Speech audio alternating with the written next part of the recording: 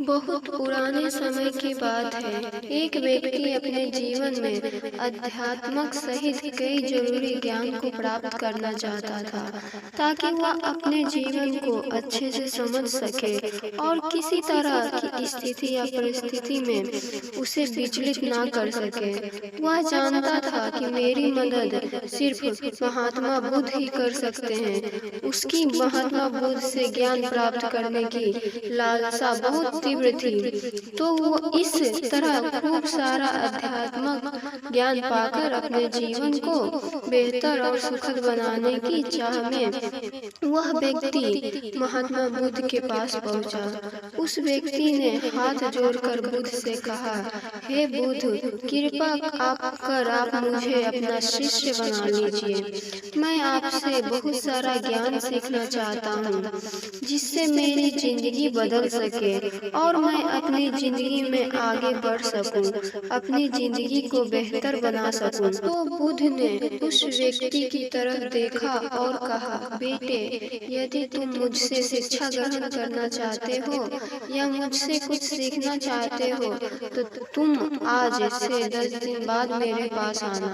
वह व्यक्ति 10 दिन बाद लौटकर फिर बुद्ध के पास आया और कहने लगा, हे बुद्ध, 10 दिन पूरे हो चुके हैं, अब आप मुझे शिक्षा दीजिए। बुद्ध का फिर से यही जवाब था, यदि कुछ सीखना चाहते हो तो तुम 10 दिन बाद आओ। ऐसे ही कई महीनों तक चलता रहा।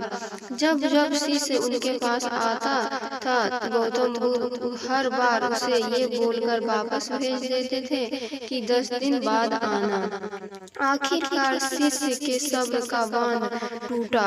हार मानकर इस बार शिष्य ने गौतम बुद्ध से पूछ ही लिया, हे बुद्ध, मैं जब भी 10 दिन बाद आता हूँ, आप हर बार मुझे वापस भेज देते हो। मुझे आपके ज्ञान की बहुत आवश्यकता है। कृपा कर मुझे शिक्षा दे, मैं कुछ सीखना चाहता हूँ। तो इस पर बुद्ध ने उस व्यक्ति से कहा, ठीक है पुत्र, पहले जाओ एक गिलास पानी लेकर आओ। वह व्यक्ति उनके कहे अनुसार एक गिलास पानी लेकर आया। इसके बाद बुद्ध ने कहा कि जाओ एक गिलास पानी और ले आओ। वह उनके कहे अनुसार एक गिलास पानी और भरकर ले आया। अब महात्मा बुद्ध ने कहा कि पहले वाले गिलास में कुछ मिट्टी डाल दो। व्यक्ति ने बिना कोई सवाल पूछे वैसा ही किया जैसा बुद्ध ने कहा। मिट्टी डालते ही पहले गिलास का पानी पूरी तरह दूषित हुआ गंदा हो गया। अब महात्मा बुद्ध ने उस व्यक्ति से कहा कि इस पहले गिलास का पानी दूसरे गिलास में डाल दो।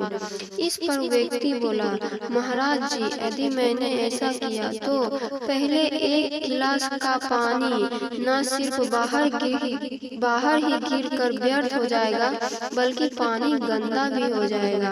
पहला गिलास पहले से ही जल से भरा हुआ है, उसमें अब दूसरे गिलास का पानी भला कैसे समा सकता है। इस पर महात्मा बुद्ध मुस्कुराए और बोले, यही हम आपको समझाना चाहते हैं कि तुम अभी ज्ञान अर्जित करने के योग्य नहीं हो, क्योंकि तुम्हारा मन उस भरे हुए गंदे पानी की गिलास की तरह है, पहले से ही तरह तरह के फालतू व बुरे ज्ञान से भरा पड़ा है।